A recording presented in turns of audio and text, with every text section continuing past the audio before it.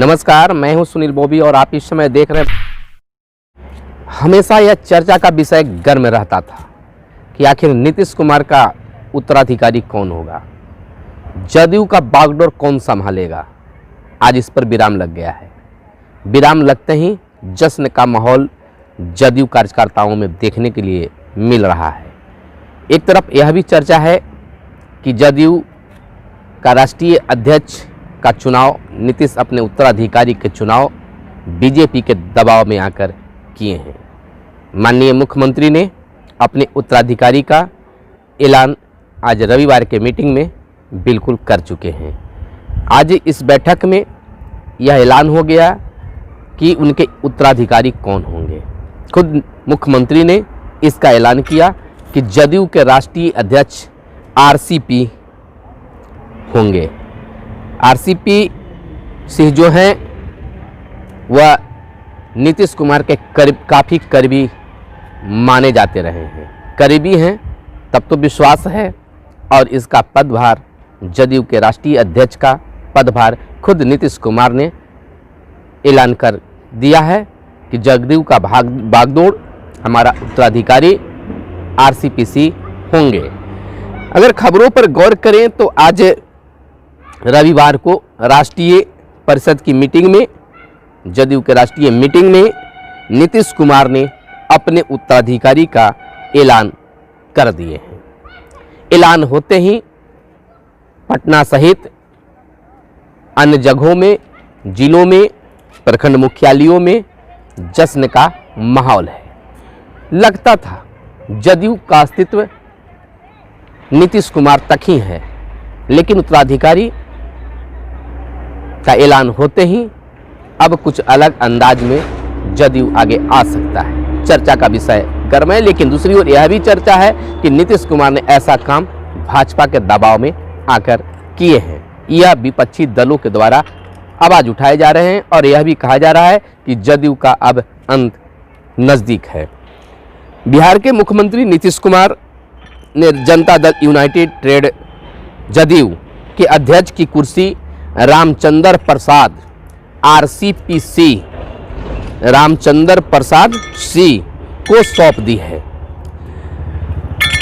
आज पटना में जदयू के राष्ट्रीय कार्यकारिणी की मीटिंग में आज रविवार को नीतीश कुमार ने आरसीपी के नाम का ऐलान किया। ऐसे तो यह चर्चा बिल्कुल पहले से ही जारी था। लोग कयास लगा रहे थे कि अपने उत्तराधिकारी के रूप में मुख्यमंत्री नीतीश कुमार आरसीपी का नाम का ऐलान कर सकते हैं, लेकिन इस पर कोई विश्वास के साथ ये नहीं कर रहे थे, क्योंकि ऐसे भी आरसीपी जो हैं वो नीतीश कुमार के काफ़ी करीबी माने जाते आए हैं। नीतीश कुमार ने राष्ट्रीय उपाध्यक्ष आरसीपी के अध्यक्ष की कुर्सी देने का मन बना लिया है। कहा जा रहा है कि 21 दिसंबर को अपनी एक अखबार जो है अपनी एक्सक्लूसिव रिपोर्ट में बताया था कि आरसीपी को अध्यक्ष की कुर्सी देने का मन बना लिया है। यानी राष्ट्रीय उपाध्यक्ष पर थे। रविवार को भास्कर की खबर, भास्कर का ये कह रहा है कि भास्कर जो है यह पहले ही ऐलान कर चुकी थी, बता दिया था कि आरसीपी को राष्ट्रीय अध्यक्ष का पद मिलेगा। अन्य अखबारों ने भी, जागरण वगैरह सभी ने भी बहुत सारे कयास जो उत्तराधिकारी के खबर बनाए थे। दैनिक भास्कर भी बनाया था। नीतीश ने मीटिंग में आरसीपी के नाम की घोषणा के साथ उनके पक्ष में नारे लगवा दिए। इतना ही नहीं, जैसे ही नाम की घोषणा, ऐलान उत्तराधिकारी का, जदयू राष्ट्रीय अध्यक्ष का, वैसे ही नारे भी लगने शुरू हो गए, नारे लगवा दिए। इसके साथ ही जदयू के राज्यसभा सांसद आरसीपी के केंद्र में मंत्री बनने का रास्ता भी अब बंद हो गया है। अब ललन सिंह और संतोष कुशवाहा केंद्र में मंत्री बन सकते हैं। अब ऐसा दे रहा है कि उनको मंत्री बनने का केंद्र में जो है वो रास्ता बंद हो गया, राज्यसभा के हो सकता है, लेकिन अब ललन सिंह और संतोष कुशवाहा का नाम आगे है। नीतीश ने दिया आरसीपी के नाम का प्रस्ताव। सीएम नीतीश कुमार ने राष्ट्रीय परिषद की बैठक में खुद आरसीपी के नाम का प्रस्ताव दिया। उन्होंने कहा कि मैं 2 पदों की जिम्मेदारी एक साथ नहीं संभाल सकता। नीतीश के प्रस्ताव पर परिषद के सभी सदस्यों ने मुहर लगा दी। जब मैं क्षमा करेंगे, जैसे ही मीटिंग प्रारंभ हुई, चर्चाओं का दौर जारी हुआ। नीतीश कुमार के द्वारा, सीएम के द्वारा आरसीपी का प्रस्ताव रखा गया। जैसे ही प्रस्ताव रखा गया वैसे ही अन्य सदस्यों ने उसको पारित करने का काम किया। सीएम नीतीश कुमार ने कहा कि मैं एक साथ 2 पदों को नहीं संभाल सकता हूं, इसलिए हम अध्यक्ष पद का नाम इस रूप में प्रस्तावित कर रहे हैं और सभी सदस्यों ने ध्वनिमत से मुहर लगा दी।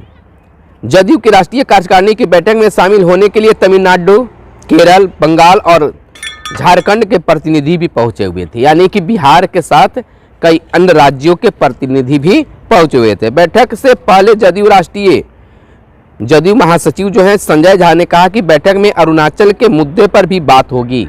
अरुणाचल प्रदेश इन दिनों जदयू को लेकर छाया हुआ है। संजय झा ने कहा कि उस मुद्दे पर भी बात होगी, हालांकि उसका असर बिहार में देखने को नहीं मिलेगा। बीजेपी से हमारा गठबंधन बिहार में है, राज्य के बाहर हम आमने सामने लड़ते हैं।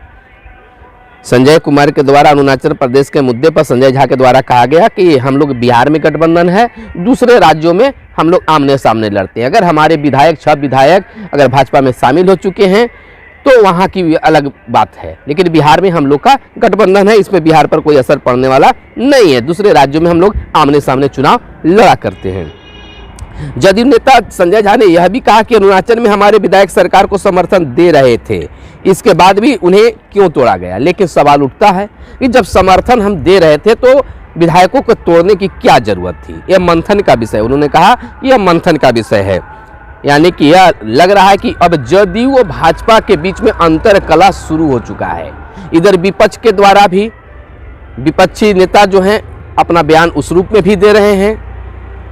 प्रतिपक्ष नेता तेजस्वी यादव ने भी कहा है, अपने कार्यकर्ताओं की मीटिंग में कहा था कि आप नए वर्ष में चुनाव के लिए तैयार रहें।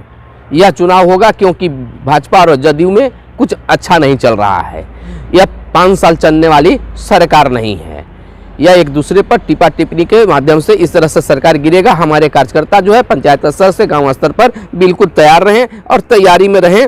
जैसे ही नए वर्ष में चुनाव होगा हम लोग अपने कार्य में लगेंगे। जब तक तमाम कार्यकर्ता इसको लेकर एकदम सतर्क और तैयार रहें। उन्होंने कहा है संजय झा ने कि इसको लेकर विचार करने की जरूरत है। उन्होंने दावा किया कि सरकार 5 साल तक चलेगी, लेकिन दूसरी ओर यह भी दावा किया जा रहा है कि बिहार में भाजपा और जदयू की सरकार 5 साल अपना समय पूरा करेगा ही। बैठक में पहुंचे पूर्व केंद्रीय मंत्री अली अशरफ फातिमी ने बताया कि अरुणाचल प्रदेश में जो हुआ वह दुखद है। इधर पश्चिम बंगाल में चुनाव की अगर चर्चा कर लेते हैं, राष्ट्रीय कार्यकारिणी की बैठक में पहले पश्चिम बंगाल के प्रभारी गुलाम रसूद बलियावी बंगाल चुनाव को लेकर चर्चा करते दिखे। बलियावी के साथ पश्चिम बंगाल के प्रदेश अध्यक्ष अशोक कुमार दास नजर आए। बंगाल चुनाव को भी जदयू काफी अहम मान रही है। इधर कह दे कि बंगाल चुनाव को भी जदयू अहम मान रहा है। इससे पहले शनिवार को चली बैठक में पार्टी के 25 नेताओं ने हिस्सा लिया था। बैठक में जाने से पहले केसी त्यागी के बयान पर बीजेपी और जदयू के बीच तख्तियां बढ़ी हुई दिखी। त्यागी ने कहा था कि अरुणाचल में बीजेपी ने जो किया वो अमित्रतापूर्ण व्यवहार है। बयान पर बीजेपी प्रवक्ता प्रेमचंद पटेल ने कहा है कि जदयू को अपने विधायकों को कंट्रोल में रखना चाहिए, वे हम पर बेवजह दोष मढ़ रहे हैं। जुबानी जंग भी शुरू हो गया है जदयू और बीजेपी के बीच, चाहे मानिए या ना मानिए। और इसी का फायदा जो है विपक्ष भी लेता हुआ नजर आ रहा है। फिलहाल जो चर्चा का विषय हमेशा गर्म रहता था कि आखिर नीतीश कुमार का उत्तराधिकारी कौन होगा, क्या नीतीश कुमार के बाद जदयू का समापन होगा, तो यह अब विराम लग गया है। खुद नीतीश कुमार ने ऐलान कर दिया है कि हमारा उत्तराधिकारी आरसीपी होंगे और जदयू के राष्ट्रीय अध्यक्ष होंगे और जदयू का जिम्मा उन पर है। हम एक साथ 2 पदों को नहीं चला सकते हैं। तो इस खबर पर विराम लग चुका है, इस बातों पर, इस चर्चा पर विराम लग गया है कि आखिर नीतीश कुमार का उत्तराधिकारी कौन होगा, क्योंकि अब आरसीपी के रूप में नीतीश कुमार का उत्तराधिकारी मिल गया है। फिलहाल आप हमारे साथ बने रहें, जैसे ही इस तरह की कोई और खबर आता है आपके बीच लेकर आता रहूँगा। धन्यवाद। जय हिंद, जय भारत, वंदे मातरम।